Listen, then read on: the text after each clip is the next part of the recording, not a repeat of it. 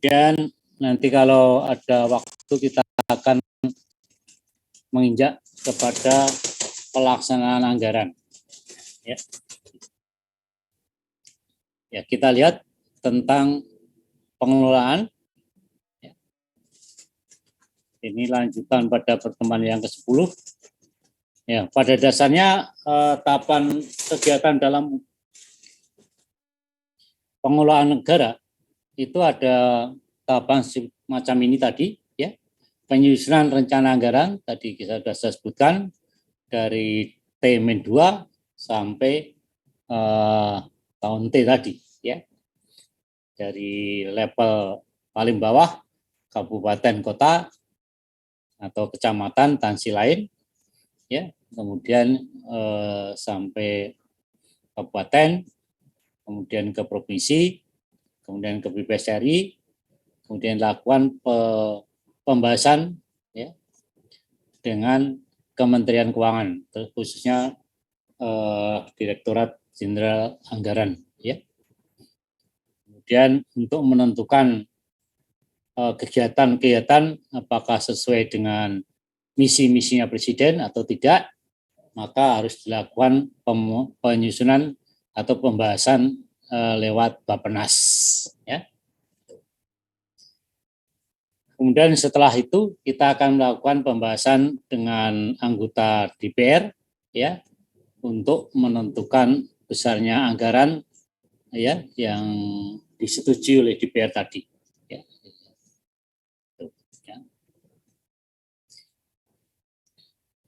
Kemudian tentu dengan DPR juga kita lakukan pembahasan tentang rancangan anggaran tadi, ya.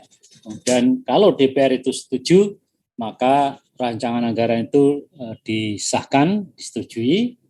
Ya kalau tidak, tentu akan menggunakan APBN tahun yang lalu. Ya. Nah, kemudian kalau Presiden DPR telah mengesahkan, maka Presiden mengeluarkan atau menetapkan undang-undang APBN, ya, yang akan menjadi acuan anggaran negara tadi, ya. Kemudian dari situlah kita akan mendapat atau kementerian atau lembaga atau pemerintah daerah itu akan mendapat besarnya masing-masing anggaran tadi, ya. Atau ada alokasi anggaran lah, gitu, ya.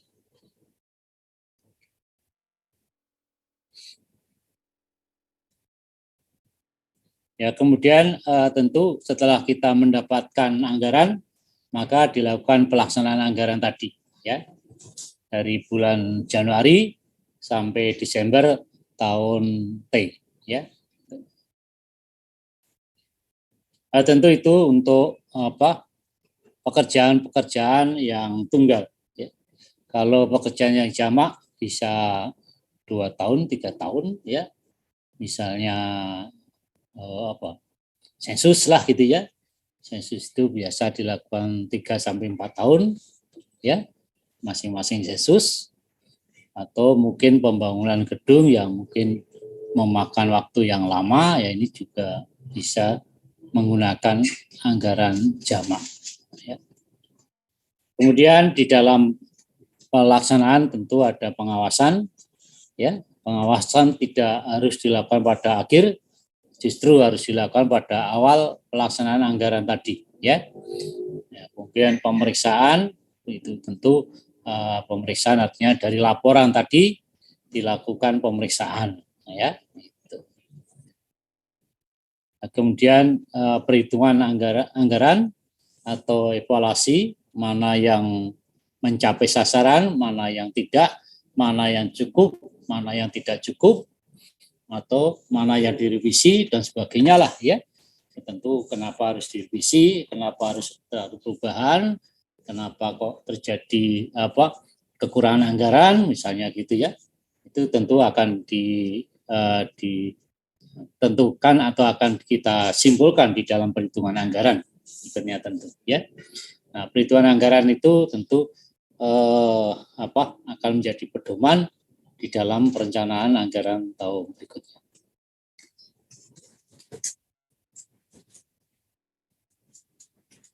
Kemudian di dalam sistem anggaran itu terjadi perubahan yang sangat fundamental, ya. Jadi sebelum reformasi sama setelah reformasi, gitu ya. Pertama adalah perubahan pemisahan antara anggaran rutin dan pembangunan. Ya. Nah ini tadinya adalah masing-masing, ya. Jadi anggaran rutin dipisahkan, anggaran pembangunan atau anggaran proyek, ya, atau anggaran eksidentil itu dipisahkan, gitu ya. Maka dikatakan dual budget. Kemudian setelah reformasi kita gabung menjadi satu dokumen tadi. Tadi ada asas kesatuan, ya, itu ya. Salah satunya ini, yaitu antara kegiatan rutin dan anggaran pembangunan itu menjadi satu dokumen yang kita sebut di dalam sini adalah unified budget, satu anggaran, ya. Kemudian perkembangan berikutnya yaitu tentang asumsi, ya, atau anggapan, ya,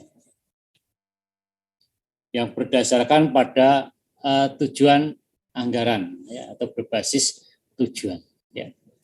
Jadi sebelum reformasi bahwa makin cepat penggunaan anggaran atau makin besar penyerapannya lah, gitu ya, maka instansi tadi, kementerian dan lembaga itu dianggap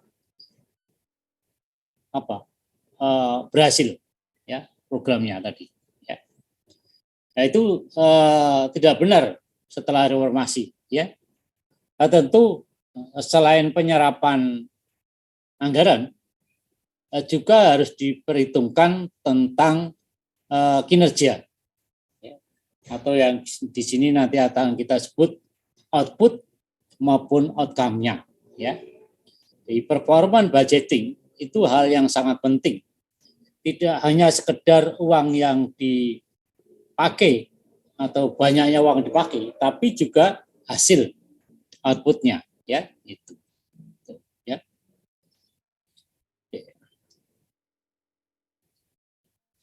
Ya, ini sepintas tentang apa yang kita maksud dengan penganggaran berbasis kinerja, ya. Nah, tentu Anda lihat di piramid ini, ya, ada anggaran, ya, tentu ini akan dipakailah sebagai penunjang untuk melaksanakan input-input, ya, pekerjaan-pekerjaan apalah, gitu kan, ya. Ya. Kemudian dari pekerjaan-pekerjaan itu berapa anggaran yang dibutuhkan, ya, terkait tadi, ya. Nah, kemudian tentu akan dilaksanakan, ya, akan menghasilkan output, ya, atau outcome. Ya, output tentu biasa kita sebut dengan hasil, ya, hasil daripada input tadi apa.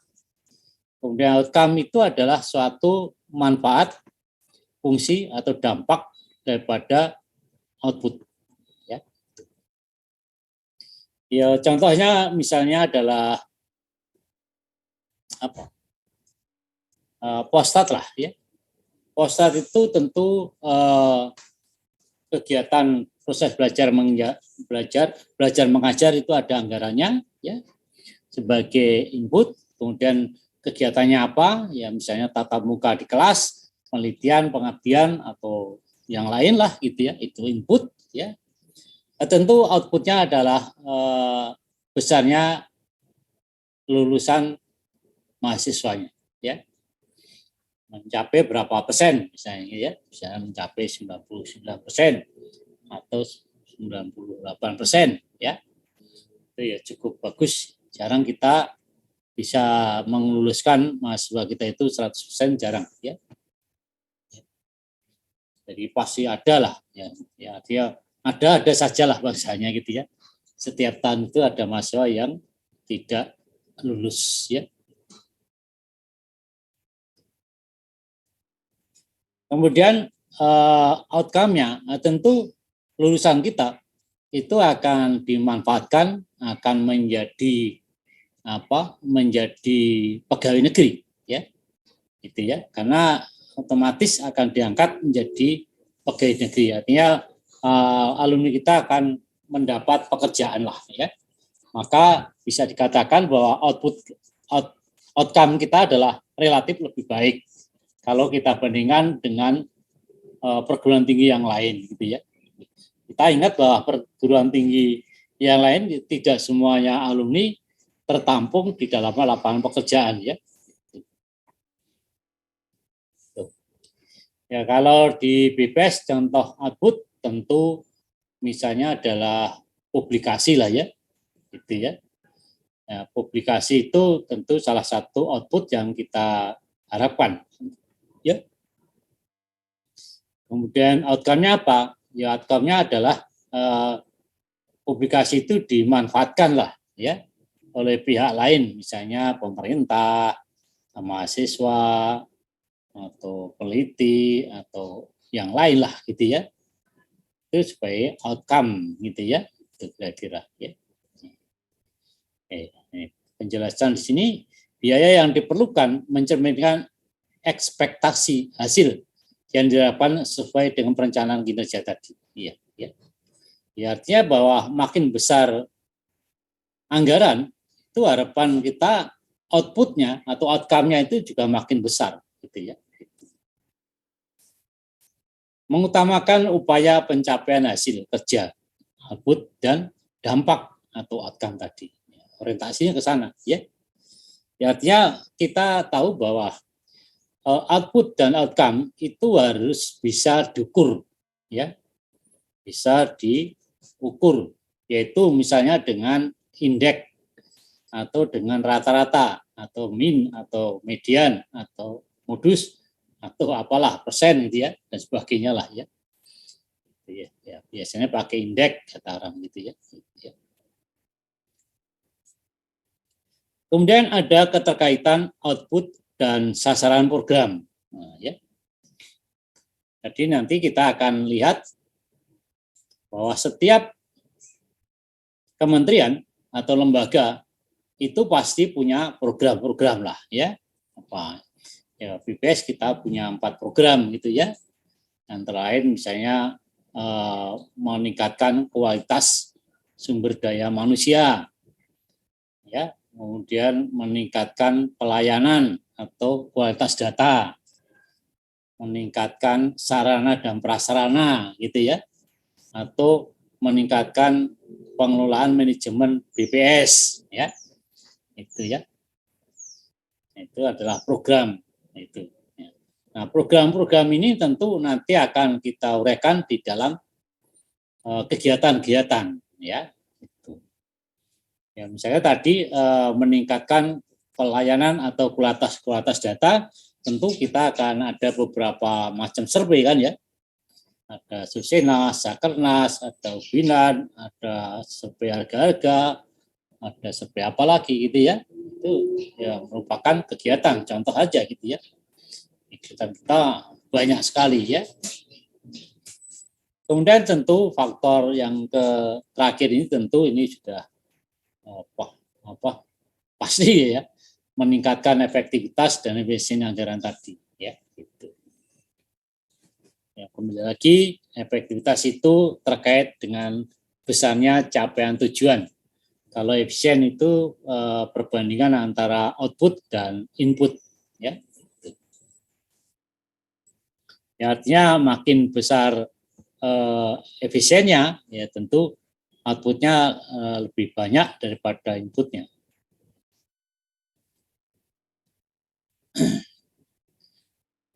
Kemudian karena pengelolaan anggaran itu adalah suatu pekerjaan besar yang dilakukan oleh seluruh Indonesia, ya, maka sebagai penanggung jawab pengelolaan anggaran, Menteri Keuangan itu mempunyai tugas yaitu mengeluarkan peraturan Menteri Keuangan, ya, Salah satunya adalah nomor 178 PMK 05 2018 tanggal 26 Desember 2018 tentang pedoman pembayaran dalam pelaksanaan anggaran dan anggaran pendapatan dan belanja negara.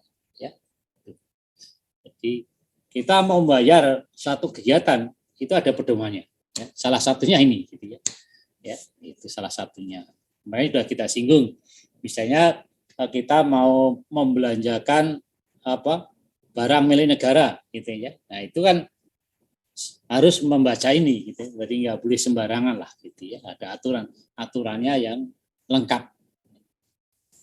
Kemudian peraturan pemerintah atau peraturan Menteri Keuangan itu tentu akan diuraikan lebih lanjut oleh bawahannya, ya.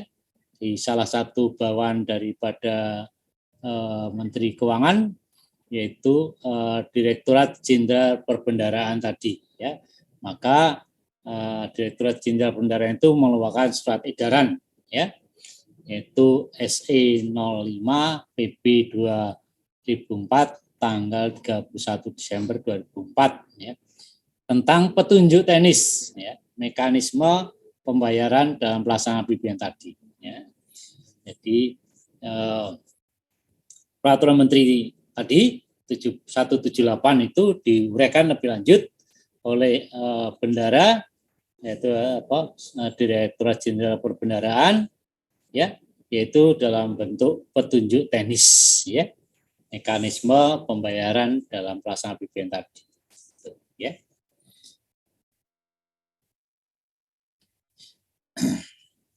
Nah, ini adalah bagian tentang sistem perencanaan dan penganggaran, ya.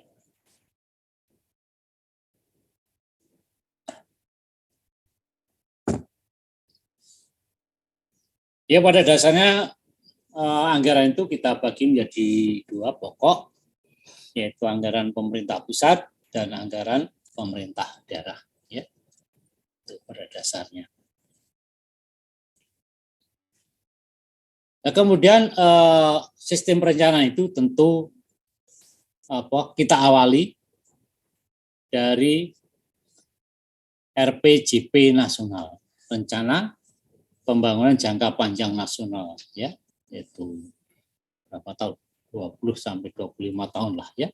Ya. Di tahun 2004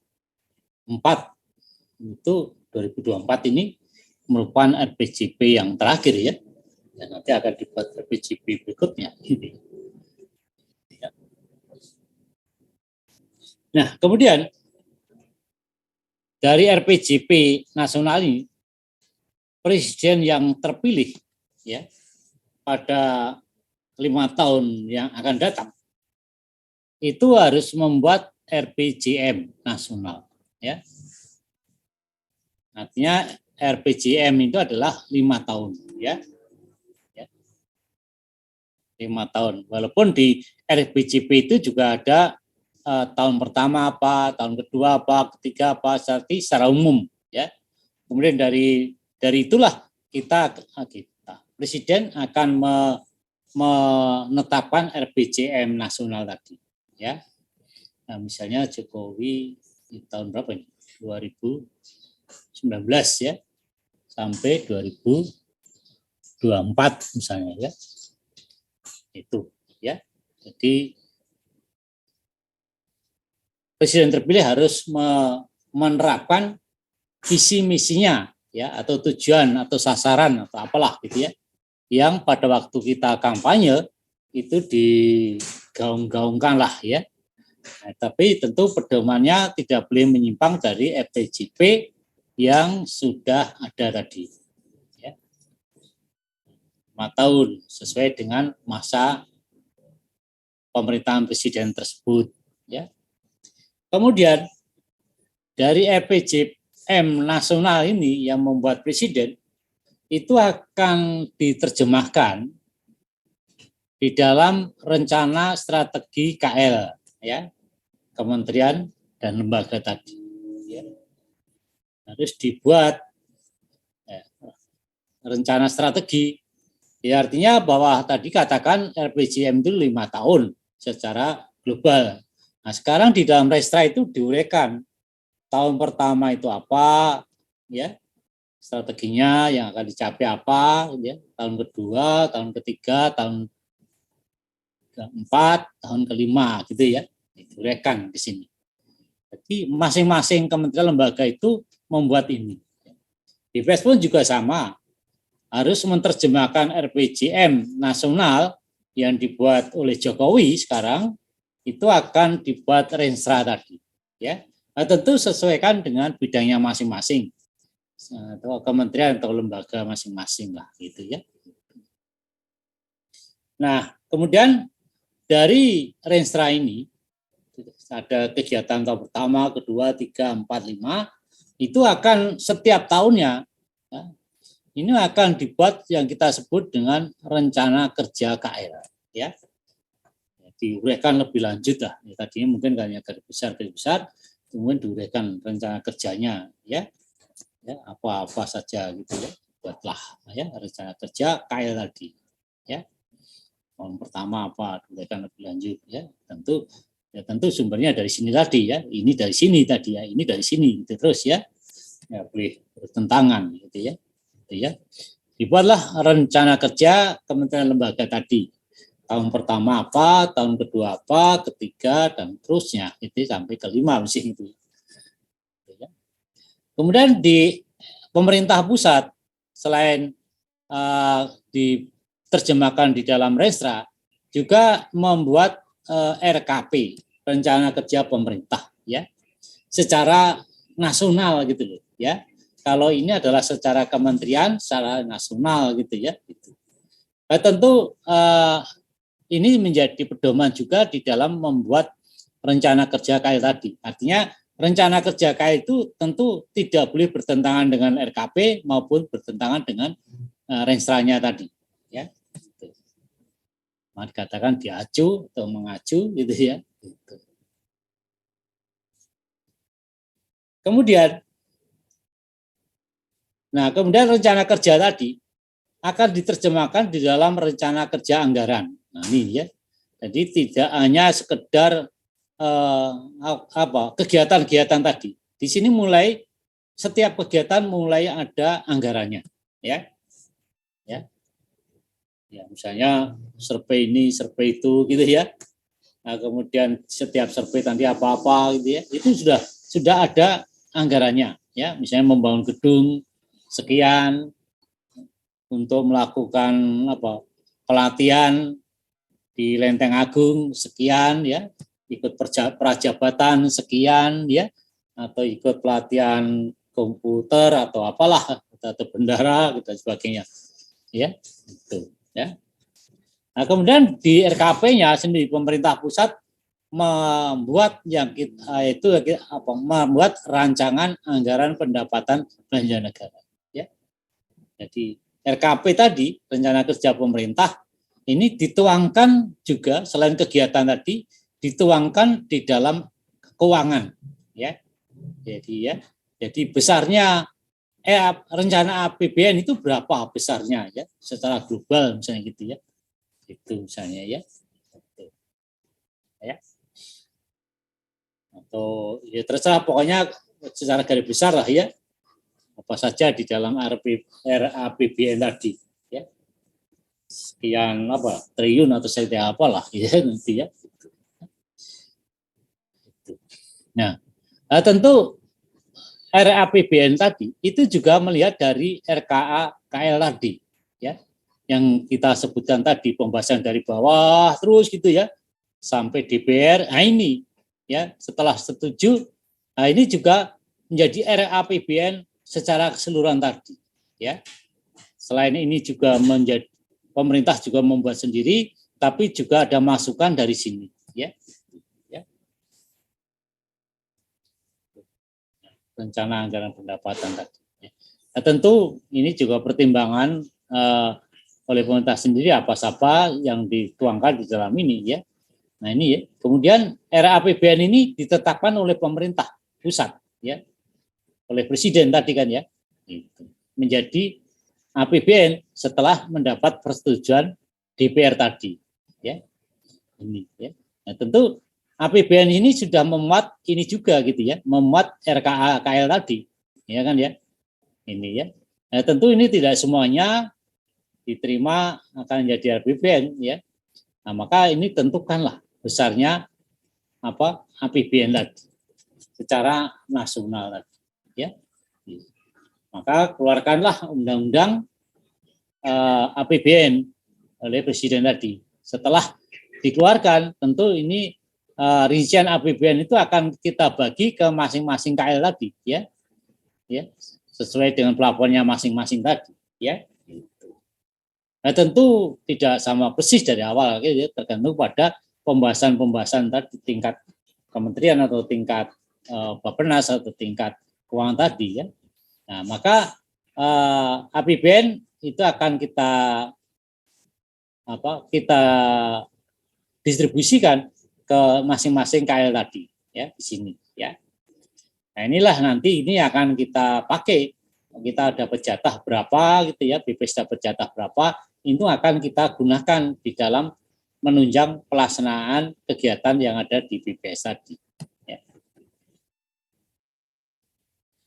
Kemudian untuk pemerintah daerah juga sama sebetulnya ya, tidak jauh berbeda dengan model ini, yaitu kita pemerintah daerah itu harus membuat RPJP daerah, ya, RPJP daerah, ya, rencana pembangunan jangka panjang, ya,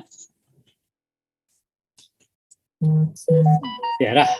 Nah, tentu mengacu kepada RPJP nasional tadi, ya. Ini ya. Ini juga sama. Dari ini kita uraikan menjadi RPJM daerah, ya, atau di sini nasional tadi, ya. Kemudian masing-masing SKPD itu apa?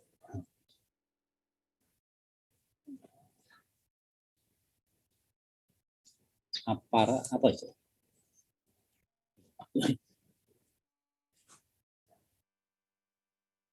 Apa namanya? Kok saya lupa.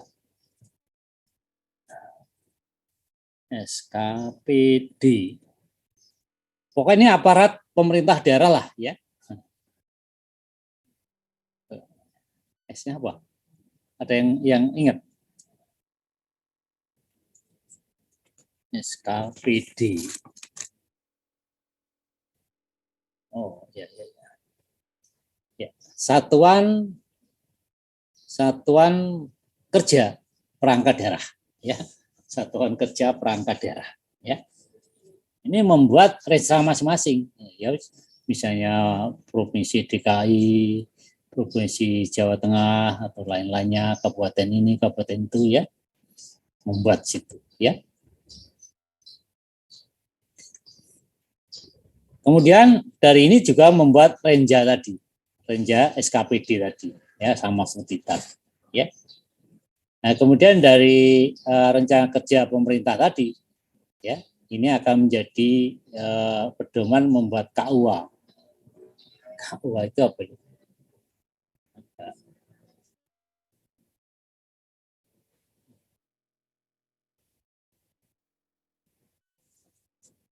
Wah, itu juga nih. Sambil jalan ya, nanti kita ingatkan KUA. Oh, ya. KUA itu adalah kebijakan umum anggaran, ya. Artinya membuat peraturan-peraturan lah di masing-masing SKPD tadi, ya, gitu ya. Kemudian juga dibarengi dengan PPAS prioritas. Betul. Prioritas dan plafonnya. Prioritas dan plafonan, prioritas dan plafon anggaran sementara. Ya. Ya. Jadi sudah mulai ada kegiatan tadi, ya. Plafon kegiatannya apa, prioritasnya, plafonnya apa, ya, sementara gitu ya. Nah, ini tentu dua-duanya ini akan kita terjemahkan di dalam rencana kerja anggaran SKPD tadi, ya. Atau nanti ya, ya. Ini akan diuraikan menjadi RAPBD tadi, ya. Kemudian tentu akan menjadi APBD. Nah, kemudian begitu juga APBD tadi akan kita jabarkan atau pemerintah jabarkan, ya, atau kita bagi masing-masing SKPD tadi, penjabaran APBD tadi, ya. Kemudian DPA, SKPD, ya, tentu ini akan memuat tentang banyaknya besarnya anggaran masing-masing tadi, ya. Kira-kira ya sepintas saja.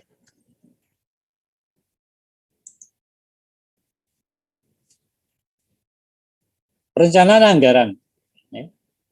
Perencanaan anggaran disusun berdasarkan rencana kerja pemerintah, ya, KP tadi, ya. Rencana anggaran tadi kan sudah kita sebutkan, ya, RKP menjadi dasar tadi, ya, di dalam menentukan RKA tadi, ya. Walaupun lewat rencana kerja menjadi RKA atau menjadi APBD tadi, ya, RKP tadi, ya, atau yang di sini disebut RKPD tadi, ya, itu.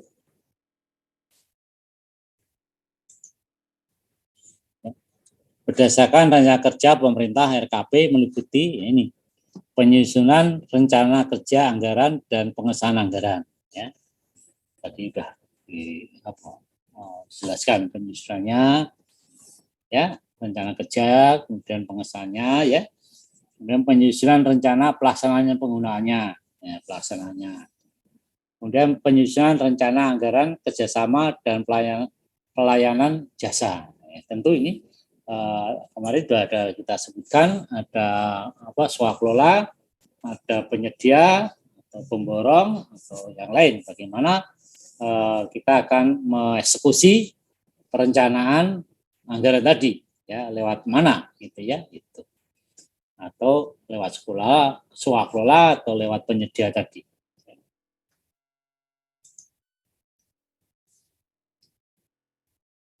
Kemudian penyusunan rencana kerja anggaran dan pengesahan, ya. Ini jadi kita sudah mendapat jatah, ya, sudah mendapat jatah APBN tadi, masing-masing KL tadi, ya. Karena APBN sudah disahkan oleh Presiden, kemudian oleh Menteri Keuangan, tentu Presiden lewat Menteri Keuangan mendistribusikan ke masing-masing kementerian tadi, ya. Kemudian penyusunan rencana kerja anggaran RKAA tadi, ya. Apa yang dilakukan di dalam penyusunan kerja anggaran tadi, ya, RKAA tadi, ya.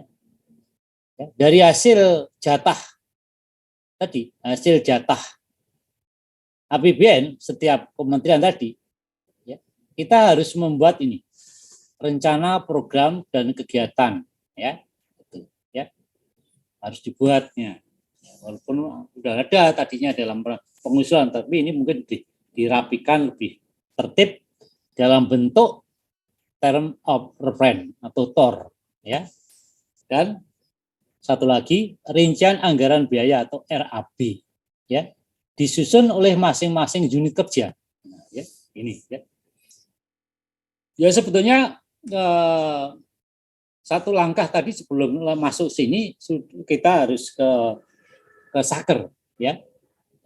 Dari BPS, dari bagian metodologi tadi, ya, kemudian uang itu akan kita bagi menurut sakernya, ya, itu tadi, ya. Kita tahu kemarin ada 500 saker, ya, atau lebih, ya, di BPS tadi. Nah, masing-masing saker itu akan mendapat jatah besarnya anggaran sesuai dengan kegiatan tadi, ya. Nah, setiap saker itu pasti punya unit kerja, ya, itu pasti, ya, unit kerja. Ya, contohnya adalah di Postat kita, ya, kita punya saker lah sendiri yang dikelola oleh PAU, ya. Nah, di bawah atau bukan, ya, di STIS itu punya punya unit-unit kerja, ya. Misalnya adalah prodi, ya, ada prodi statika, ada prodi komputasi, ada prodi D3 statika, ya, ada BAU, ada BHK, ya, ada unit penelitian dan pengabdian masyarakat, ada unit teknologi dan informasi dan sebagainya, ya. Apalagi sekarang ada pengendalian mutu, ya, itu kira-kira, ya. Nah, itu adalah unit-unit yang bagian-bagian yang ada di dalam postat gitu, ya. Ya kalau di BPS mungkin ya apa di situ ada apa namanya yang dulu namanya kepala subdirektorat gitu, ya, atau kepala bagian. Nah, sekarang koordinator lah gitu, ya. Nah ini ya masing-masing koordinator itu dibagikan sebagai unit lah, ya. Itu misalnya apa ya, unit diseminasi, di pelayanan, unit publikasi, atau unit apa lagi, ya. Atau di ya kalau saya orang teknis ya tahu di sini, ya. Ya misalnya di bagian industri lah, ya, ada industri besar, ada industri sedang, industri besar dan sedang, industri kecil dan rumah tangga, stasi konstruksi, stasi apalagi pertambangan, ya, itu unit-unitnya lah, ya. Jadi masing-masing saker dapat jatah, kemudian masih dari saker itu udah dapat jatah, kemudian masing-masing unit, ya, yang ada di setiap saker, ya. Ya. Kalau kemarin kita sebut ya ada ini, ya, bahwa saker itu membuat SRA tadi, yaitu SRA singkatan dari surat rincian alokasi anggaran, ya. Mereka sudah kita singgung, ya. Itu adalah suatu dokumen dokumen pelaksanaan anggaran, ya, yang dibuat oleh setiap saker, ya, sebagai sebagai acuan lah, acuan di dalam membuat dokumen pelaksanaan anggaran, ya, itu, ya, secara tadi, ya. Itu akan menjadi acuan di dalam pelaksanaan tadi, yang namanya ditetapkan tadi, ada DIPA, ada SRA tadi, ya. Nah ini semua itu akan diterjemahkan di dalam TOR, ya, dan RAB tadi, ya. Ya pada dasarnya TOR itu ya memuat tentang apa? Satu pekerjaan itu kan ada judulnya, ya. Kemudian ada latar belakangnya, gitu kan, ya. Ada tujuannya, ya. Kemudian sumber dayanya bagaimana, ya. Ya tentu sumber daya SDM-nya, sumber daya mesinnya, atau yang lain lah, ya. Kemudian apa? Dimunculkan juga indikator yang akan dicapai oleh suatu unit tadi, ya. Kemudian dimuat juga jadwal-jadwalnya bagaimana lah, ya. Itu kira-kira tentang tentang TOR tadi, ya. Judulnya apa, latar belakang, ya tentu latar belakang itu ada dasar hukumnya biasanya begitu, ya. Kemudian gambaran umum gitu, ya. Kemudian ada tujuannya tentunya, ya, tujuannya apa, ya. Ya tentu tujuan nanti akan keterkaitan dengan keterkaitan dengan program dan kegiatan lah, gitu, ya. Ya. Dan seterusnya, gitu, ya.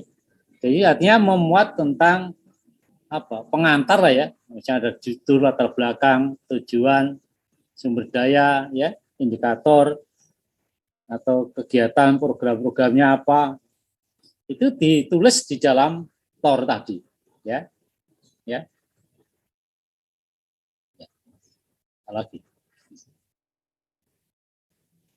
Nah, tentu maksud dan tujuan tadi ya apa saja, ya, maksudnya apa, tujuan apa, ditulis. Jadi setiap unit itu misalnya perpustakaan, maksudnya apa, maksud kegiatannya ini.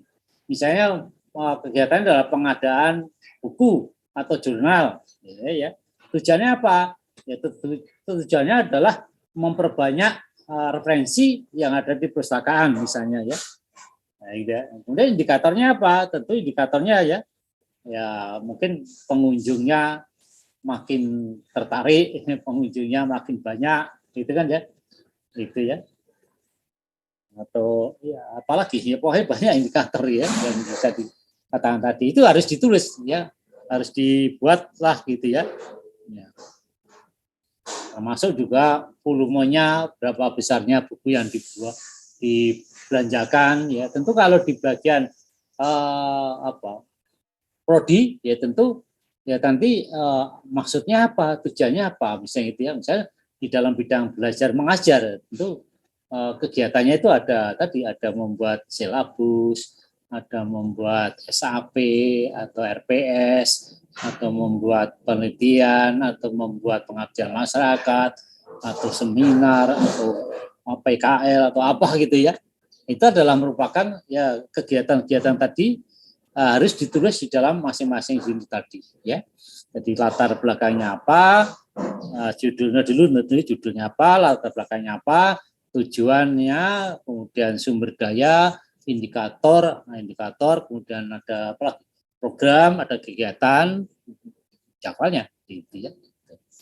Kemudian di dalam selain TOR, setiap unit juga harus membuat rincian anggaran biaya. Nah ini ya, disusun oleh masing-masing unit kerja. Jadi RAB itu harus diuraikan oleh masing-masing unit tadi. Ya, gitu ya. Misalnya tadi katakan tadi di prodi lah, prodi itu apa? Tentu misalnya saya nggak hafal juga cuma kira-kira gitu ya. Misalnya anggaran untuk proses belajar mengajar, ya kan? Atau anggaran untuk penelitian, anggaran untuk PKL, anggaran untuk apa lagi pengabdian masyarakat gitu ya. Nah, itu ditulis besarnya itu besarnya uang itu di dalam RAB tadi ya. Kira-kira ya. Nah, setelah disusun, maka nanti terjadilah pembahasan rencana program dan kegiatan tadi, ya. Ya. Jadi satu saker kita kumpul bersama. Kadang-kadang kita itu masing-masing unit itu mengusulkan targetnya, ya artinya beda-beda lah ya. Misalnya beda-beda. Maka nanti kita diskusi, ya nanti tergantung pimpinan mana yang paling tinggi, mana yang tidak gitu ya. Ya, saya pernah mengusulkan di dalam perpustakaan dengan 13 miliar gitu ya. Artinya kita membuat suatu perpustakaan yang digital lah gitu ya.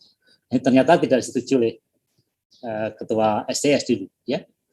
Ya tentu ya sudah nggak setuju kan, karena semua itu kan kesepakatan bersama, nggak harus ngotot gitu ya. Karena mungkin prodi lebih penting ya daripada perpustakaan gitu ya. Itu kadang-kadang ya tergantung kepada pimpinan ya, pimpinan itu mau kemana gitu ya. Oke sudah ya, sampai situ. Hasil pembahasan rencana program dan kegiatan dituangkan dalam aplikasi RKA tadi ya. Gitu ya, aplikasi rencana kerja anggaran menurut fungsi. Nah ini ya, jadi ini sekarang sudah menjadi RKA Saker, ya kan ya, yaitu membuat fungsinya, subfungsinya, programnya, kegiatannya, subkegiatan apalagi gitu ya. Mekanisme pembahasan RKS dilakukan dalam, nah ini tadi katakan tadi, masing-masing unit tadi dibahas di sini, menetapkan pagu anggaran Saker tadi, menetapkan prioritas program Saker, nah, kemudian menetapkan DIPA dan SRA Saker, nah, ya kan ya, itu Pak buat, itu ya, jadi itu kira-kira ya perjalanannya ya, mudah-mudahan bisa diterima ya. Jadi sekali lagi setelah kita dapat jatah dari BPS, maka masing-masing kita Polstat lah gitu ya mendapat jatah, nah, maka masing-masing unit akan membuat TOR sama RAB ya, itu dibahas bersama lah gitu ya. Kemudian setelah sepakat bersama menjadi pagu anggaran Polstat, maka kita membuat RKA tadi ya, yang artinya seluruh unit yang ada di Postat kita tulis di sini, ya masing-masing tadi fungsinya apa, subfungsinya apa, programnya apa dan sebagainya. Ya. Nah, inilah nanti kita akan tuangkan di dalam ini tadi, ya penetapan DIPA tadi, SRA tadi, ya. Artinya tadi setelah kita lakukan pembahasan, misalnya besarnya anggaran yang ada di mana di prodi lah, ya komputasi atau statika sekian gitu ya. Nah, ini kemudian akan dibuat pedoman dalam pelaksanaan tadi. Ya masing-masing membuat pedoman karena dapat jatah DIPA tadi, karena yang tahu kan unitnya tadi, ya.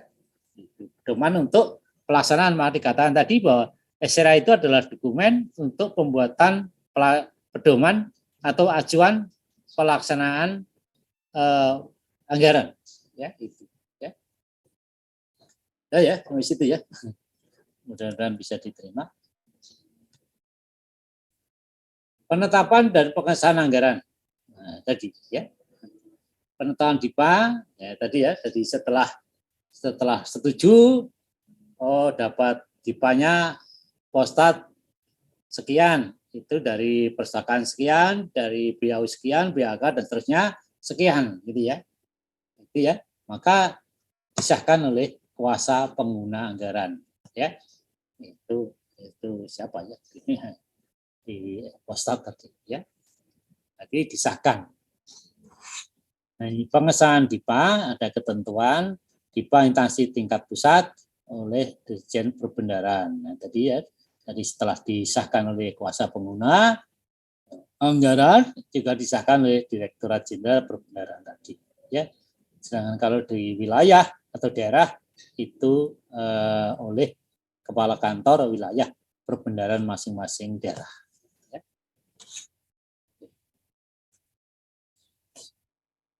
Nah, kemudian alokasi anggaran di dalam DIPA tadi ya. Jadi masing-masing sudah punya kan ya alokasi tadi ya. Gitu. Ya, misalnya di sini ada beberapa alokasi ya, menurut pendekatan kasih ekonomi yang terdiri dari ya. Ya, misalnya belanja pegawai tentu dialokasikan ya, pegawai itu kan diurusi oleh BAU ya kalau kita ya. Kalau di BPS ya kepegawaian lah gitu ya. Kemudian kalau di daerah tentu bagian kepegawaian ya. Kemudian ada belanja barang ya. Biasanya belanja barang oleh masing-masing saker tadi ya. Biasanya oleh panitia pengadaan barang dan jasa kan ya. Itu ya. Belanja modal juga sama ya, bunga ya, subsidi, bantuan sosial, hibah, belanja lain. Ya, itulah ya kira-kira ya. Apa-apa yang ada di dalam DIPA tadi ya. Nah, tentu semua itu kan harus sesuai dengan kegiatan yang direncanakan tadi ya. Belanja pegawai ada dua, belanja pegawai mengikat, belanja pegawai tidak mengikat ya. Belanja pegawai mengikat artinya belanja pegawai dibutuhkan secara terus-menerus dalam 1 tahun ya. Dan harus dialokasikan oleh kementerian lembaga yang bersangkutan dengan jumlah uang yang cukup pada tahun yang bersangkutan. Ya. Contohnya yang terus-menerus gaji kan ya, gaji itu pasti tiap bulan misalnya ya.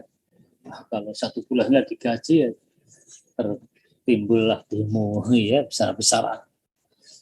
Gaji dokter PTT contoh aja lah, atau bidan PTT, honorarium ya bisa CS dapat honor ya, atau uang lembur kalau Anda nanti pegawai lembur dari jam berapa 16 sampai jam 18 misalnya, atau sampai jam 20 gitu.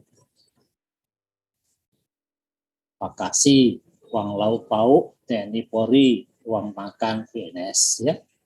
Jadi sudah ada. Kita dulu dapat beras gitu ya, berapa kilo per anggota keluarga 10 kilo. Jadi kalau anggota kita 4 yang 40 kilo, kalau 5 50 kilo. Tapi berasnya nggak bisa dimakan karena beras rusak. Ini akal-akalannya orang Bulog. Ya. Maka sekarang tidak pakai uang, tidak pakai beras, tapi pakai uang. Ya. Biasa misalnya dapat 50.000, uang makannya lumayan lah sebulan. Ada lebih dari itu ya.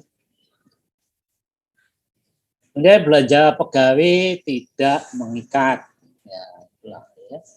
Kalau yang tadi terus menerus atau rutin, ini pegawai jenis ini diberikan dalam rangka mendukung pembentukan modal dan atau kegiatan yang bersifat temporer, ya, waktu honor pengelola keuangan. Ya, panitia keuangan tadi ada KPA, ada PA, ada PPK, ada pejabat pembuat komitmen, ada pejabat pengeluaran, ya, ada pejabat apalagi penguji barang dan sebagainya lah ya. Itu dapat honor ya. Tim penyusun draft peraturan perundang-undangan ya. Tim penyusun standar biaya khusus ya kalau ada sebagainya ya. Atau panitia-panitia lah di PP di Posat misalnya dulu ya sekarang nggak ada. Misalnya panitia penerimaan mahasiswa baru, panitia apalagi wisuda gitu ya, panitia apa itu dulu dapat honor, sekarang enggak ya, karena sekarang honor itu ditiadakan karena sudah ada TK ya gitu ya, ada TK. Belanja barang. Belanja ini merupakan pengeluaran atas pembelian barang dan jasa yang habis pakai ya, untuk memproduksi barang dan jasa yang dipasarkan maupun yang tidak dipasarkan. Belanja barang mengikat. Itu ada belanja barang yang tidak mengikat. Belanja barang mengikat yaitu belanja barang fisik, keperluan sehari, belanja jasa, langganan daya dan jasa, belanja pemeliharaan, belanja perjalanan dinas ya. Nah, ini yang rutin ya sehari-hari gitu ya, itu masih ada ya. Apa misalnya kebutuhan spidol, kebutuhan kertas, kebutuhan apalah gitu ya, yang gampang gitu ya.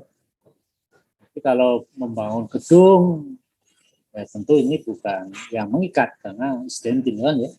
Tapi kalau pemeliharaannya justru masuk yang mengikat. Karena setiap tahun itu gedung itu harus dipelihara lah. Ya. Belanja barang tidak mengikat, dibutuhkan secara incidental, misalnya jasa konsultasi, sewa, jasa profesi dan sebagainya. Ya. Belanja modal, pengeluaran yang dilakukan dalam rangka pembentukan modal yang sifatnya menambah aset, ya, menambah kekayaan lah, dengan kewajiban menyediakan biaya pemeliharaan, ya, iyalah, ya, karena barang itu kalau nggak dipelihara rusak dan memberi manfaat lebih dari 1 tahun, nilainya relatif mahal, ya. Misalnya contoh di situ, misalnya adalah belanja modal tanah, ya. Tanah itu barang modal, ya. Karena apa? Ya karena uangnya itu harganya akan naik juga gitu ya, setiap tahun lagi ya. Relatif mahal. Pengeluaran untuk pengadaan, pembelian, pembebasan, penyelesaian balik nama, sewa tanah, pengosongan, pengurukan, perataan, pemantangan tanah, pembuatan sertifikat, serta pengeluaran lain yang bersifat administratif sehubungan dengan pembentukan modal, perolehan hak dan kewajiban atas tanah pada saat pembebasan pembayaran tadi. Ya. Kalau tanah itu nggak punya hak milik, gitu ya nggak ada ganti rugi kan ya, gitu ya. Kalau ada ya kecil lah. Gitu. Belanja modal peralatan mesin, modal peralatan dan mesin. Pengeluaran untuk mengadakan alat-alat dan mesin yang digunakan dalam kegiatan pembentukan modal aset, tetap termasuk biaya untuk penambahan, penggantian, peningkatan kapasitas peralatan mesin berat yang masuk untuk memperpanjang masa maupun peningkatan efisiensi. Pembelian komputer itu kan ya merupakan belanja modal kan ya. Atau ini gambar ini misalnya fotokopi ya. Atau apa lagi ya, itu ya, atau mobil atau apalah ya, masuk ke sini sih ya, peralatan mesin tadi.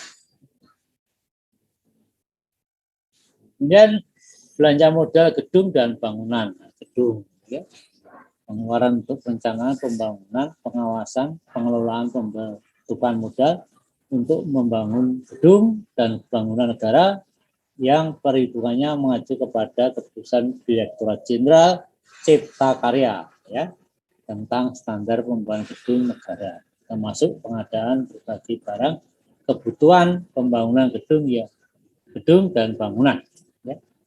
Ya, misalnya dikelompokkan dari 3 ya, ya seperti di mana Stakpro kita kan ya. Ini adalah gambar pertama, itu adalah pengadaan bangunan berbagai gedung dan bangunan yang berfungsi untuk perkantoran, hunian dan pelayanan ya, termasuk arsitektur ya, itu kan ya, membangun tadi.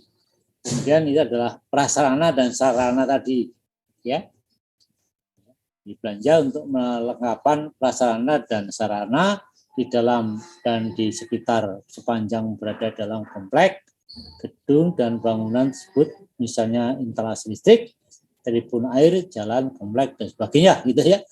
Nah, ini juga termasuk bangunan sipil kan, kalau di dalam Sapro tadi masuk situ ya.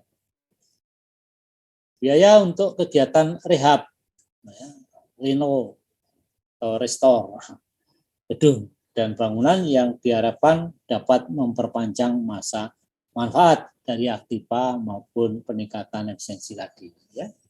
Ini gedung lama kita perbaiki, kita perkuat sehingga umurnya akan lebih panjang ya, seperti gedung kita, gedung 3 ya. Gedung 3 tadinya hanya 2 lantai ya, kalau nggak salah ya. 2 lantai, kemudian ditingkatkan menjadi 4 lantai, salah satunya gitu ya. Ya tentu harus melihat dulu kekuatan struktur fondasinya ya, gitu ya. Nah, boleh sembarangan juga. Belanja modal jalan, irigasi, jaringan, nah, ya. Pengeluaran yang ditentukan untuk membangun peningkatan, penambahan, pengayaan, pembuatan serta perawatan prasarana dan sarana yang berfungsi sebagai jaringan atau merupakan bagian dari jaringan. Ya.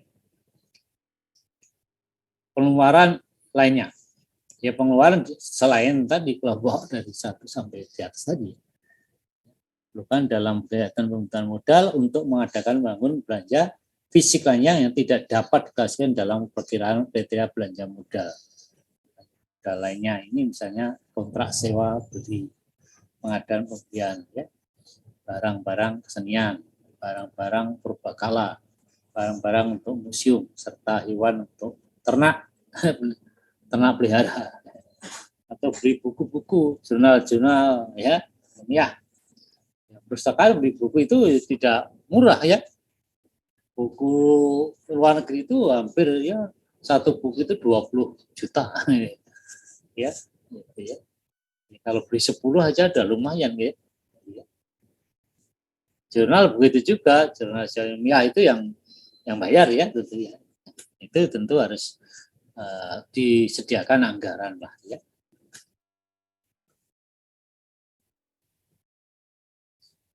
Kemudian ada belanja bunga, nah, tentu ya, pembayaran dilakukan atas kewajiban penggunaan pokok utang, baik utang luar negeri maupun dalam negeri, berdasarkan posisi zaman ya.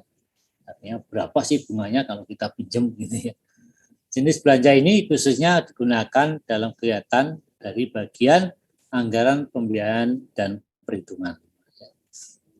Ada bagian tertentu ya, yang menangani tentang belanja bunga, ya, bagian anggaran pembiayaan dan perhitungan.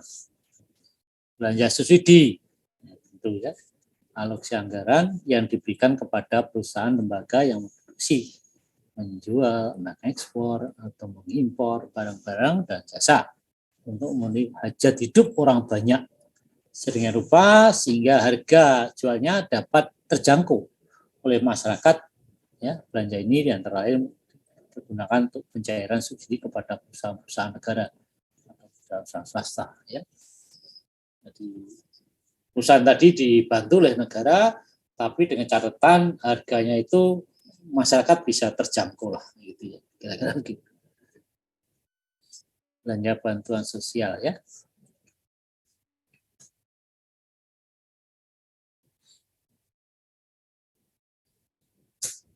Ya. Kalau bantuan sosial ya tentu ya sosial ya. Sukarela dia ada kewajiban mengembalikan tadi ya, baik pemerintah maupun non pemerintah. Kemudian hibah ya. Hibah atau transfer rutin modal yang sifatnya tidak wajib kepada negara lain atau kepada organisasi internasional untuk mengembalikan. Belanja ini antara lain digunakan untuk hibah pada pemerintah luar negeri, organisasi internasional ya. Belanja lain ya selain tadi pengeluaran belanja pemerintah pusat yang tidak dapat diklasifikasikan ke dalam jenis belanja butir 1 sampai 7. Jenis belanja ini digunakan dalam kegiatan dari bagian anggaran, pembayaran dan perhitungan tadi ya. Ini terus seperti sosial tadi kan ya.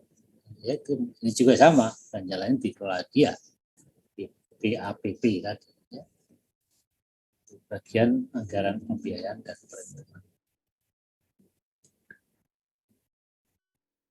Penyusunan rencana pelaksanaan penggunaan anggaran. Wah, ya harus dibuat tadi ya. Tadi ada TOR, ada RAB, ya, kemudian DIPA-nya membuat DIPA-nya kuasa pengguna anggaran masing-masing saker itu membuat DIPA sama SRL tadi ya. Nah ini sekarang rencana pelaksananya bagaimana kita menggunakan DIPA tadi ya, ini harus dibarengi dengan RPPA tadi, RPPA ini ya, rencana pelaksanaan penggunaan ini harus dibuat ya, itu. Nah ini Biro Perencanaan menyusun juklak petunjuk untuk pelaksanaan petunjuk teknis ya, petunjuk pelaksanaan ya petunjuk pelaksanaan juklak dan rencana operasi program ya.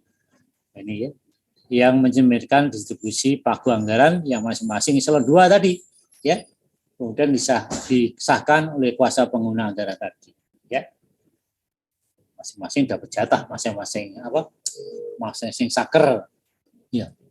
Ini masing-masing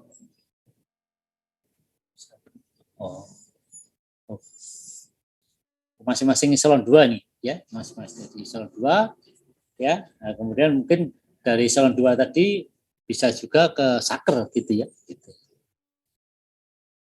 Kalau di BPS itu sakernya duluan gitu ya. Ya sakernya duluan baru eselon 2. Kenapa? Karena satu saker BPS itu satu saker, eselon 2-nya banyak gitu. Ya artinya mungkin dari saker kita ke eselon 2 lah gitu ya. Ya ini kemudian disahkan oleh kuasa pengguna anggaran tadi sama ya. Kita akan membuat tadi juga sama RHSP kemudian disampaikan ke masing-masing eselon 2, nah, kemudian disahkan oleh kuasa pengguna anggaran ya. Kuasa pengguna anggaran itu masing-masing saker ya. Nah, tidak eselon 2, masing-masing eselon 2 itu punya saker tidak ya kalau di BPS ya. Tapi kalau STS ya memang satu ya. Berdasarkan pagu yang telah ditetapkan masing-masing unit kerja penyusunan rincian anggaran biaya RAB tadi ya, dan rencana pelaksanaan anggaran pelaksanaan penggunaan anggaran tadi ya. Pagu tadi kita akan membuat RAB tadi ya, anggarannya apa saja gitu ya. Kemudian pelaksanaannya bagaimana, perencanaan pelaksanaannya gitu ya. RAB dan RPPA telah disusun dan disahkan oleh pengguna anggaran saker misalnya, disampaikan kepada Kepala Biro Perencanaan, lapor kembali ya. Nanti kan dari BPS turun terus nanti dari bawah naik lagi gitu ya, seperti ini ya, sebagai laporan itu ya. Artinya sudah jadilah gitu ya.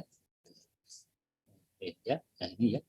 Jadi RAB dan RPPA itu rencana pelaksanaan penggunaan anggaran telah disusun dan disahkan oleh pengguna anggaran, ya, sampaikan kepada ini Kepala Biro Perencanaan, ya, artinya dapat tembusan lah dia ya, karena dia sebagai penanggung jawab anggaran di BPS gitu ya. Kemudian selain itu juga pejabat lain, pejabat pengeluaran anggaran belanja ya, terkait. Ya, jadi ada pejabat pengeluaran anggaran belanja. Kemudian satu lagi, pejabat penguji dan perintah pembayaran. Jadi pejabat pengeluaran anggaran belanja dan pejabat penguji pemerintah belanja pembayaran itu yang merupakan ya pejabat yang ada di Saker tadi kan ya. Itu. Karena Saker itu ada PA, ada KPA, ada PPK, ada ini pejabat pengeluaran anggaran belanja ya, atau pejabat penguji perintah pembayaran ya. Dua pejabat itu penting, maka saya baca berulang-ulang ya. Jadi selain pejabat Biro Perencanaan, tapi pejabat pengeluaran anggaran belanja ya, jadi pejabat pengeluaran anggaran belanja dan pejabat penguji dan perintah pembayaran ya. RAB dan RPA selanjutnya oleh Biro Perencanaan ya, bersama-sama oleh pejabat pengeluaran anggaran ya, tadi dikompilasi ya dan diintegrasi menjadi rencana operasional kegiatan BPS gitu ya, yang ditandatangani oleh pejabat pengguna anggaran belanja dan diketahui oleh kuasa pengguna anggaran ya. Dua pejabat ini sekali lagi penting ya, pejabat pengeluaran sama pejabat penguji dan perintah pembayaran. Nah.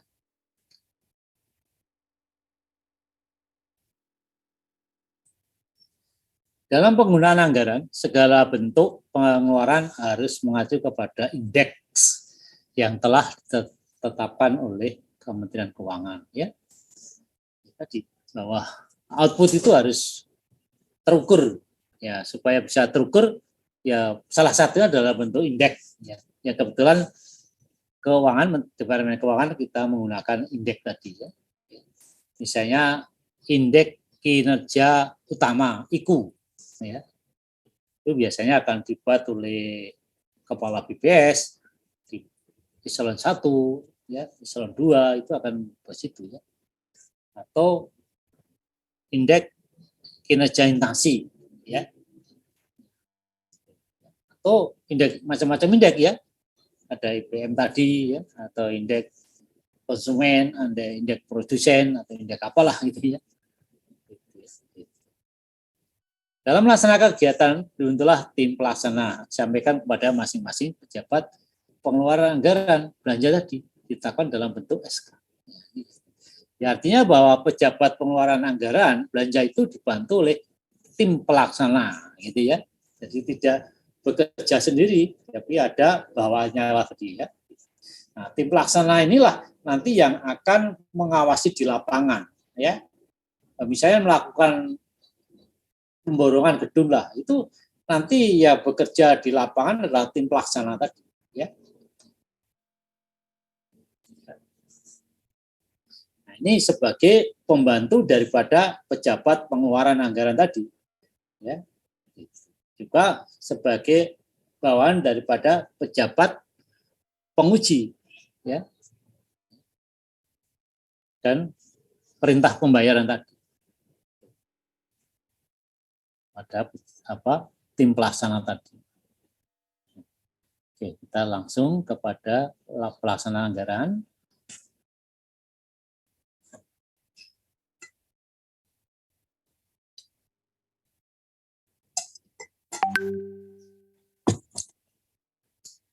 Inilah yang saya sebutkan tadi, pejabat-pejabat penting di dalam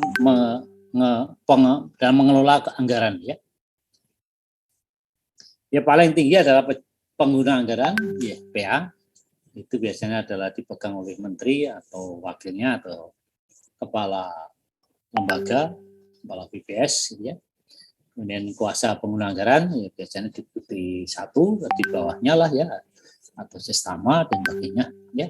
Nah, kemudian di bawahnya banyak sekali pejabat ini, yang dia pejabat pemungut penerimaan negara P3N, ya. Ya misalnya apa? Penarikan pendapatan negara bukan pajak, nah, misalnya gitu ya, masuk situ. Pejabat pengeluaran anggaran belanja tadi sebutkan tadi, semua pencairan anggaran itu harus nanti lewat pejabat pengeluaran anggaran belanja tadi. Ya setuju atau tidak, ya kalau setuju ya tentu uang akan keluar, tapi kalau tidak ya ini nggak akan keluar, ya. Kemudian selain pejabat pengeluaran anggaran belanja juga ada ini pejabat yang mendatangi SK kepegawaian tadi, ya, pengangkatan jadi apa? Jadi pegawai atau pejabat inilah, ini ya kira-kira. Kemudian pejabat pembuatan komitmen PPK ini juga semua ini adalah pejabat yang juga memegang peranan penting. Semua kegiatan itu harus mendapat persetujuan dari PPK ini, ya. Yang menentukan boleh dibayar atau tidak juga tergantung pada PPK ini, ya. Atau besarnya anggaran tergantung pada PPK juga. Pejabat penguji dan perintah pembayaran. Nah, ini ya, ini juga pejabat penting, penguji dan pembayaran, ya. Kemudian juga ada bendara penerimaan, ya. Salah satunya tadi yang membantu pejabat pemungut penerimaan negara tadi, ya. Misalnya kalau di BPS itu misalnya ya dulu jual publikasi gitu ya, itu nah itu pendapatan ya atau apa lagi ya, tapi di BPS nggak banyak gitu. Maka jadi bendera penerimaan itu santai gitu. Tapi ya pendapatannya kurang juga. Jadi, walaupun bagaimana tetap ada pembantu bendera penerimaan, ya. Kemudian ada bendera pengeluaran. Nah, ini yang paling berat, paling besar kerjanya. Kemudian pembantu bendera pengeluaran. Nah, ya. Nah, kemudian tim pelaksana tadi, panitia pengadaan barang jasa tadi, ya, itu kerja keras, ya, karena bertanggung jawab kepada pelaksana tadi. Misalnya tim swaklola, tim penyedia, atau tim pengadaan, atau pemeliharaan, atau tim apalah gitu ya. Ini dibentuk sebagai tim pelaksana, ya.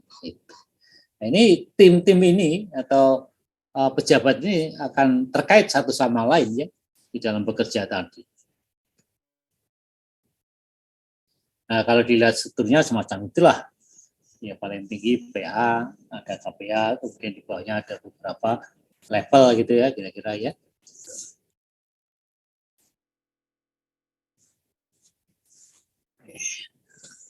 Kemudian prosedur penata usahaan keuangan melalui surat perintah pembayaran tadi, ya.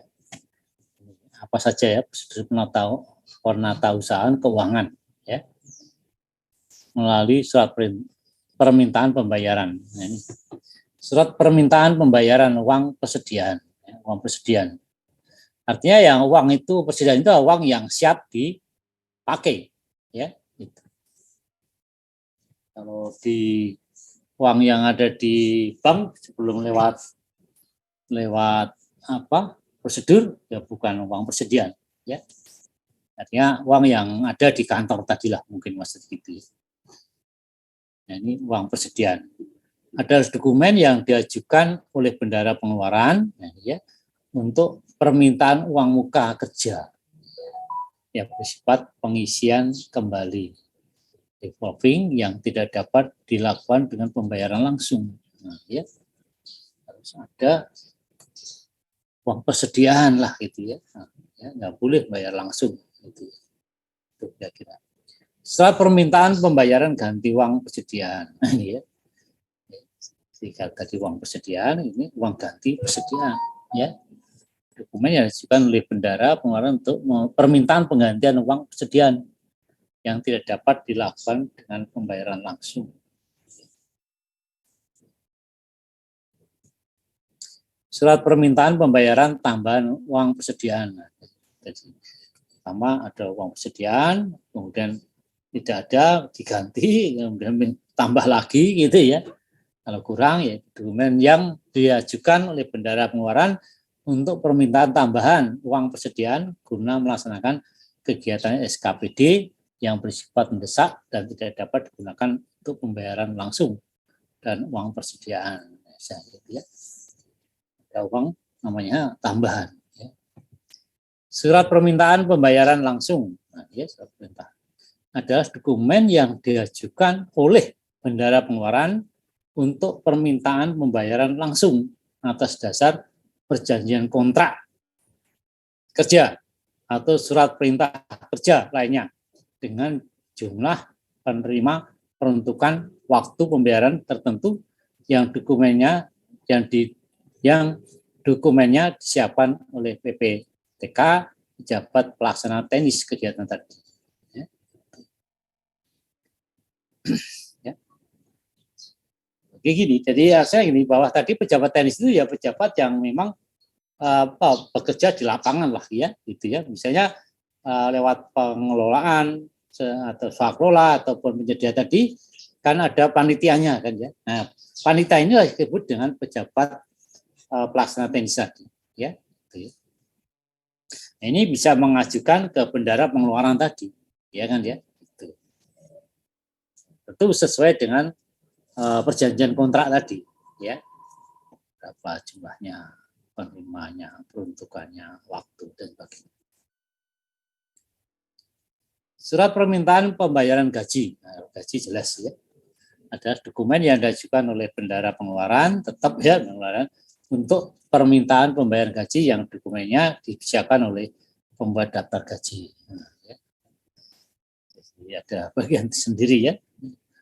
Tapi pembuat daftar gaji dibuat tiap bulan, kemudian lewat bendahara pengeluaran juga. Ya, ya. Saat permintaan pembayaran ganti uang nihil. Wah, yang selanjutnya disebut dengan SPP nihil.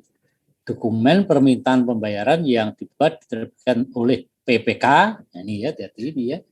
Ini adalah pembayaran ganti uang nihil yang mengeluarkan adalah PPK, digunakan sebagai pertanggungjawab atas penggunaan ganti uang persediaan tadi.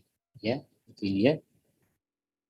Jadi, ini kebijakan oleh PPK tadi yang tadinya nggak ada, nah, maka bendahara pengeluaran bisa mengajukan ganti uang persediaan tadi, ya. Pada akhirnya tahun anggaran genang. Surat permintaan pembayaran tambah uang nihil. Jadi tadi udah uang nihilnya ada, minta lagi gitu maksudnya ya. Yang selanjutnya disebut SPP TU nihil. Dokumen permintaan pembayaran yang dibuat diterbitkan oleh BPK yang digunakan sebagai pertanggungjawab atas penggunaan tambah uang tadi ya. Kira-kira ya. Ya ini sedikit agak rumit. Kemudian prosedur pembayarannya. Nah, saya pembayarannya ya. Tadi kan terkaitan satu sama lain tadi ya. Pembayaran melalui uang persediaan. Jadi uang persediaan tadi kan ada macam-macam bentuknya kan ya. Uang persediaan tadi. Nah, ini pokoknya kita sekarang uang tadi sudah tersedia lah gitu ya. Yang kita sebut uang persediaan. Dilakukan dengan menggunakan uang persediaan melalui mekanisme penerbitan SPM UP. Surat perintah pembayaran uang persediaan tadi. Ya. Berdasarkan RAB dan CPA tadi ya. Berdasarkan isi anggaran dan begitu juga perencanaan penggunaan anggaran itu ya.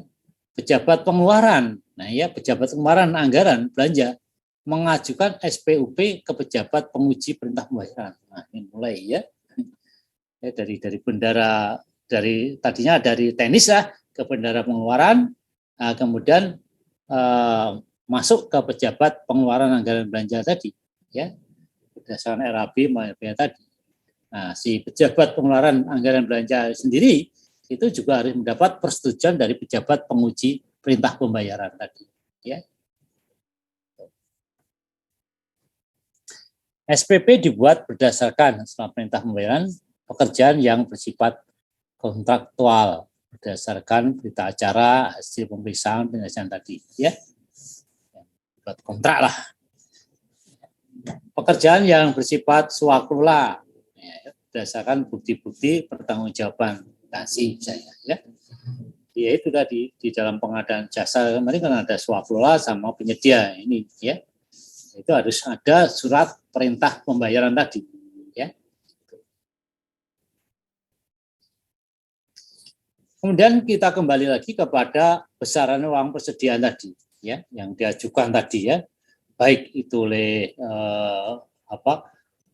pejabat pengeluaran belanja maupun pejabat penguji, ya. Itu uang besarnya itu terbatas, ya. Hanya dapat 100 juta apabila anggaran itu, ya, dari 0 sampai 2 miliar 400 juta rupiah, ya. Atau hanya dapat 200 juta itu kalau anggarannya di plafon itu pekerjaan tadi itu 2 miliar 400 juta rupiah sampai dengan 6 miliar rupiah, ya. Kemudian dapat uang persediaan 500 juta jika pagunya itu lebih besar daripada 6 miliar rupiah, ya. Kemudian di bawahnya tambahannya, apabila kebutuhan penggunaan kegiatan 1 bulan melebihi 1 juta, yang tadi katakan tadi, ya, juta itu dapat mengajukan tambahan lagi, ya, tambahan uang TU persediaan berdasarkan rincian kebutuhan kepada. Nah, ini, ya.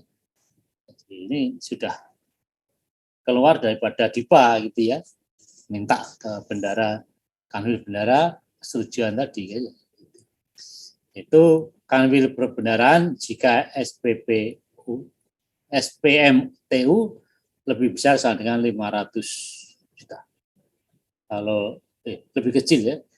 Kalau lebih besar kita mendapat persetujuan dari Direktorat Jenderal Perbendaraan tadi. Ya.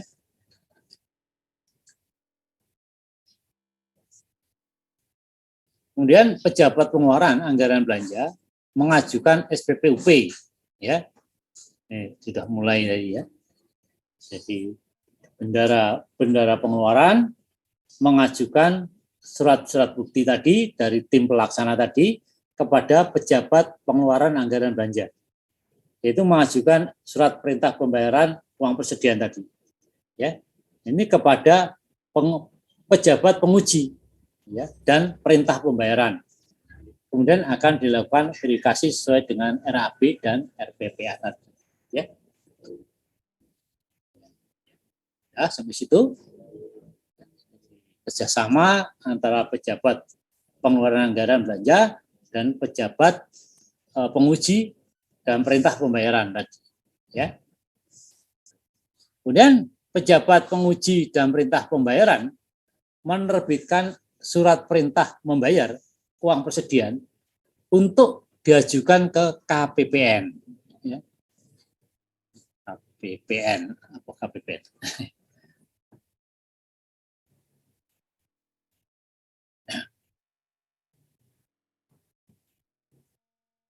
Apa KPPN singkatan apa? Lupa.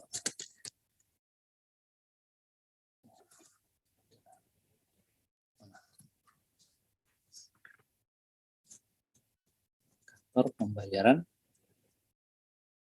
ya, Mas. Oke, ya, jadi ke KPPN, ya. Singkatan apa sih?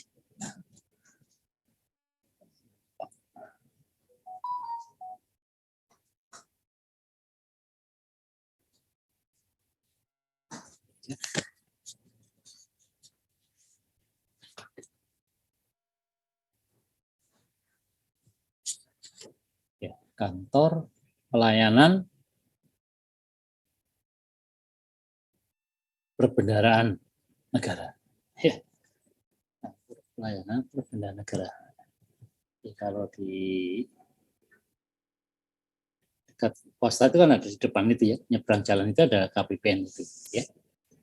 Kantor, ya, pelaksanaan perbendaharaan negara, ya, ini, ya. Jadi dari pejabat pengeluaran anggaran disampaikan kepada pejabat penguji dan perintah pembayaran. Ya. Nah, kemudian dari pejabat penguji perintah pembayaran itu akan menyampaikan surat ini, surat perintah pembayaran UP, itu ke KPPN tadi. Ya. Pelayanan perbendaharaan negara. Ya.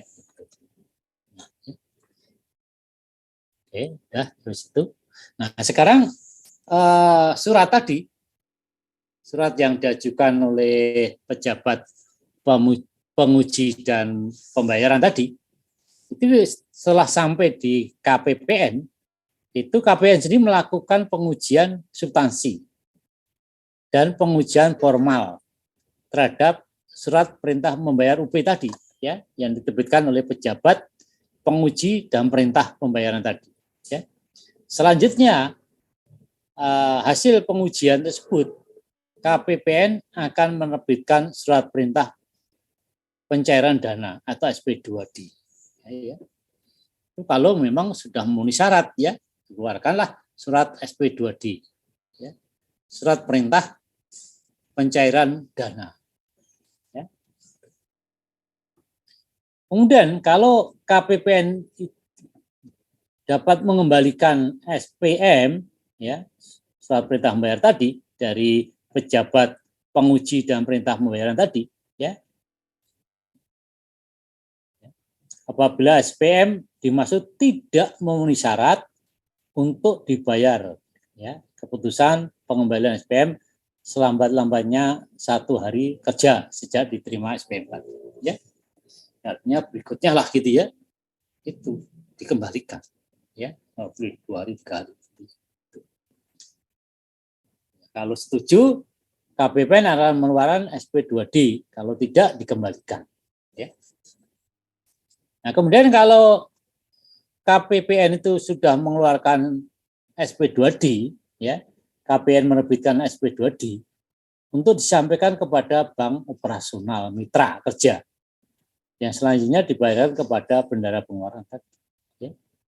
Jadi surat SP2D ini oleh bendahara pengeluaran dibawa ke ini bank operasi mitra kerja tadi, ya, atau di mana uang kita itu disimpan di situlah, ya, karena masing-masing kwitansi kan beda-beda banknya, gitu kan, ya. Ini yang mengurus bendahara pengeluaran tadi, ya. Nah, kemudian setelah mendapat SP2D dari KPK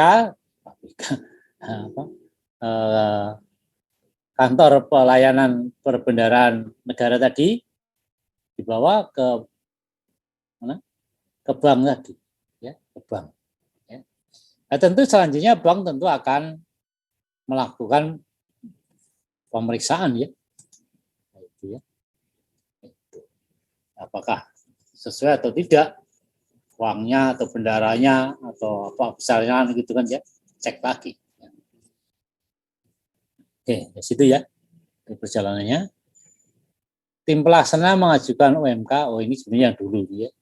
Tadi harusnya ini yang duluan sebelum masuk ke mana, ke pejabat pengeluaran tadi. Jadi tim pelaksana pengajuan UMK atau uang kerja yang terlebih dahulu diverifikasi dan disesuaikan dengan RAB RPA untuk mendapatkan persetujuan dan pengesahan dari pejabat pengeluaran tadi, ya. Jadi tim pelaksana diajukan ke bendahara pengeluaran itu ke sini, pejabat pengeluaran anggaran tadi, ya. Selanjutnya disampaikan kembali kepada bendahara, ya. Jika terdapat kesalahan, maka UMK dikembalikan kepada pelaksana tadi, ya. Kembalikan lagi, ya. Dalam mengajukan UMK, menggunakan formulir UMK rangka 4 dan sertai dengan rencana penggunaan pertanggungjawaban, ya. 1 lembar asli serahkan kepada bendahara pengeluaran pada saat pengambilan uang tunai tadi, ya. Lembar 2 serahkan kepada pejabat pengeluaran anggaran belanja tadi. Lembar ketiga diserahkan kepada pejabat penguji dan perintah pembayaran.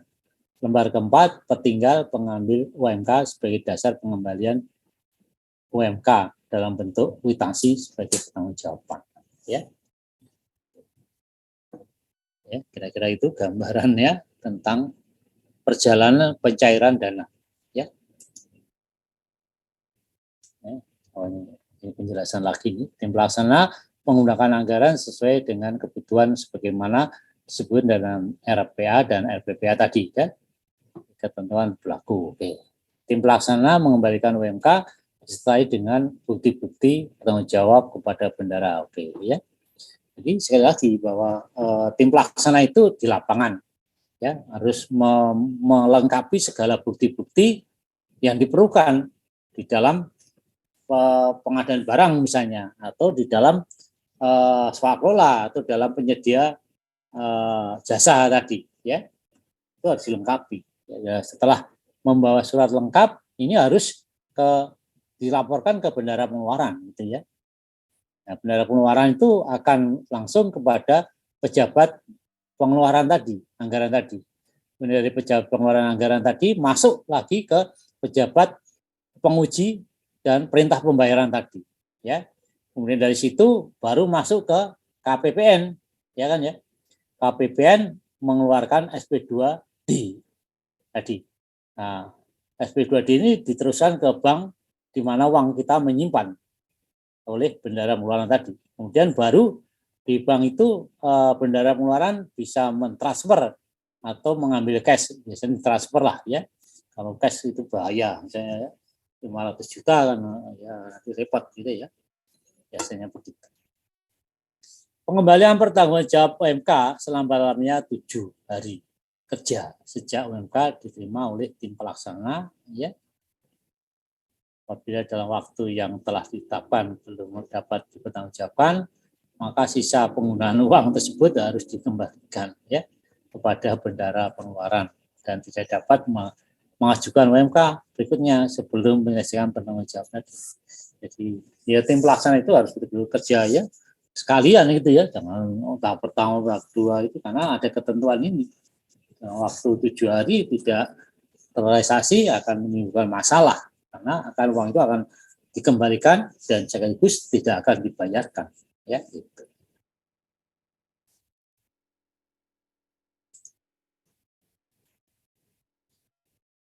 Kemudian bendara pengeluaran tentu tugasnya administrasi, ya, tadi proses pencairannya, sekarang administrasinya. Bendara pengeluaran mencatat, ya, memberi nomor dan kode kegiatan pada setiap bukti pertanggungjawabannya, kwitansi, serta penyelenggaraan catatan tata pembukuan administrasi keuangan secara tertib sebagaimana tercantum di dalam peraturan perundang-undangan berlaku. Ya, ya. Keuangan itu ya memang harus tegas juga, ya. Karena nanti kalau ada apa-apa, ya dia tanggung jawab. Ya. Penyampaian bukti-bukti pembayaran tersebut merupakan permintaan pembayaran penggantian uang persediaan, ya, ya. Ada buktinya, dan sekaligus sebagai pertanggungjawaban penggunaan uang persediaan tadi, ya, ya. Bendara pengeluaran melakukan proses pertanggungjawaban anggaran dengan melakukan pengujian dan meneliti kelengkapan bukti-bukti pertanggungjawaban. Nah, ya, setelah mencapai minimal 90%, nah, ya, harus diperhitungkan. Kalau bisa ya 100% lah, ya. Itu dari nilai SPUP atau SPGU 100%. Ya, untuk SPPTU dan pengajuannya kepada pejabat pengeluaran diterbitkan ini SPP, POP, TU, GU yang disampaikan kepada pejabat penguji dan bidang pembayaran tadi, ya. Ini cerita kembali tadi sudah sampaikan sebenarnya, ya, pejabat penguji dan pemerintah pembayaran melakukan pengujian atas kelengkapan tadi dokumen SPUP, GU, TU, dan selanjutnya diterbitkan SP, UP, GU, TU untuk disampaikan ke KPPN tadi, ya. Jabat penguji dan perintah pembayaran menolak bukti pertanggungjawaban yang dilakukan apabila pengeluaran kegiatan melampaui pagu, kulit, ya, tidak didukung oleh bukti-bukti pengeluaran yang sah, ya.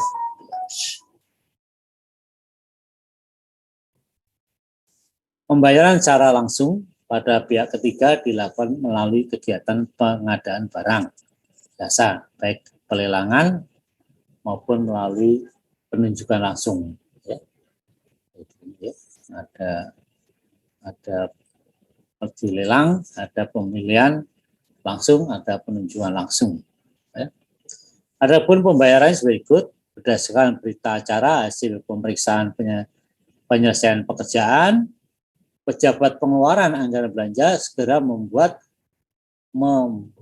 dan menyampaikan SPP kepada pejabat penguji perintah pembayaran tadi, ya tadi sama seperti itu, ya.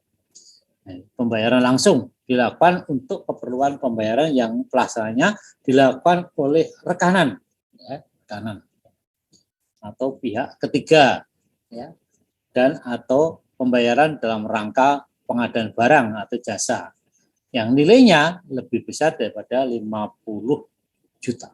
Ya, bayaran langsung. Syarat kelengkapan surat perintah pembayaran langsung yaitu nomor dan tanggal DIPA yang dibubarkan, nomor dan tanggal kontrak, nilai kontrak, jenis lingkup pekerjaan, jadwal penyelesaian pekerjaan, nilai pembayaran yang diminta, identitas penerimaan pembayaran, tanggal jatuh tempo. Syarat-syaratnya, ya, harus dilengkapi. Ya. Satu aja yang nggak dibayar. SPP dilengkapi dokumen asli dan tembusan. Surat perintah pembayaran tadi, kontrak, SPK, dan dokumen proses pengadaan barang dan jasa. Berita acara juga harus sertakan, kwitansi, ya, faktor-faktor pajak dan sebagainya lah, ya, jaminan bank, ya. Semuanya harus disiapkan lah, ya.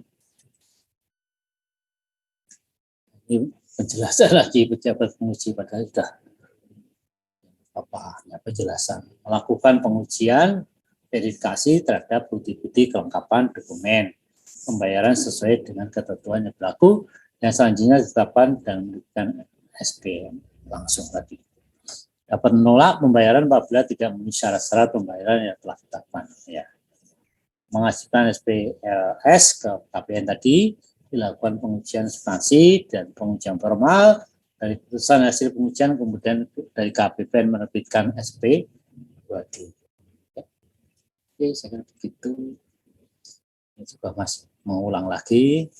KPPN dapat mengembalikan SPM surat perintah membayar kepada pejabat penguji dan perintah pembayaran menerbitkan SPM bila SPM tersebut tidak memenuhi syarat dibayar. Ya. Keputusan pengembalian SPM dilakukan selambat-lambatnya dalam 1 hari. Ya. KPN menerbitkan SP 2D dan disampaikan ke Bank Nasional. Sudah ini, ya. Cukup. Ya, gitu ya. Oke, saya kira begitu materi kita pada sesi 1 ini. Ya lumayan, ya. Lumayan. Nah, untuk jelasnya tadi harus dibaca surat-surat yang terkait apa yang ada di dalam pengelolaan maupun pelaksanaan anggaran tadi, ya, dalam surat perintah Menteri Keuangan atau surat pedoman teknis tadi yang keluar oleh bendara pengeluaran dan sebagainya Ya. Jadi di internet banyak sekali lah, ya, peraturan-peraturan itu yang terkait tadi. Nah, masuk yang singkatan-singkatan tadi, ya, ada di situ, ya. Karena saking banyak singkatan saya juga nggak hafal 100%. Ya, mudah-mudahan itu, ya, materi kita saya sampaikan bisa diterima. Ya, sekali lagi, ya, kalau belum jelas bisa ditanyakan sekarang atau mungkin akan membaca lebih lanjut pedoman-pedoman atau buka referensi yang ada di internet.